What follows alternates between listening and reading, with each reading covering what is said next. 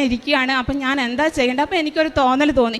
ഈ എല്ലാ ദിവസവും രാവിലെയും വൈകുന്നേരം ഞാൻ ഈ പ്രാർത്ഥനയിൽ മെഴുകുതിരി കത്തിച്ചിട്ട് പ്രാർത്ഥിക്കുകയായിരുന്നു. അപ്പം ഞാൻ വിചാരിച്ചു, എൻ്റെ മോളോട് പറഞ്ഞു, വൈക അച്ഛൻ്റെ ചാവി എടുത്തു കൊണ്ടുവാ, നമുക്ക് മാതാവിൻ്റെ മുമ്പിൽ വെച്ചിട്ട് ഈ തൈലം വെച്ചിട്ട് ചാവീൻ്റെ മേലെ ഇങ്ങനെ ഞാനതിന് കുരിശ് വരച്ചിട്ട് ഞാൻ പ്രാർത്ഥിച്ചു, മാതാവ് എനിക്ക് ഒരുപാടൊന്നും വേണ്ട, എൻ്റെ മകൻ്റെ ചികിത്സയ്ക്ക് അതുപോലെ എൻ്റെ ജീവിതം കൊണ്ടുപോകാനുള്ള ഒരു പണി എല്ലാ ദിവസവും അമ്മ കാണിച്ചു തരണം. 3 ആഴ്ച പണിയില്ലാതെ ഇരിക്കുകയായിരുന്നു.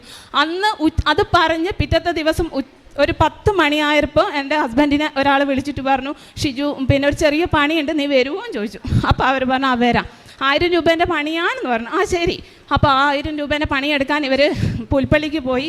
പുൽപ്പള്ളിയിൽ നിന്ന് ആ പണി കഴിഞ്ഞ് ഒരു 3 മണിയായപ്പോൾ വിളിക്കുന്നു, പെട്ടെന്ന് കണ്ണൂരേക്ക് ഒരു ഓട്ടോ ഉണ്ട്, നീ വരണം. അങ്ങനെ 6000 രൂപേൻ്റെ ഓട്ടോ അന്ന് കിട്ടി.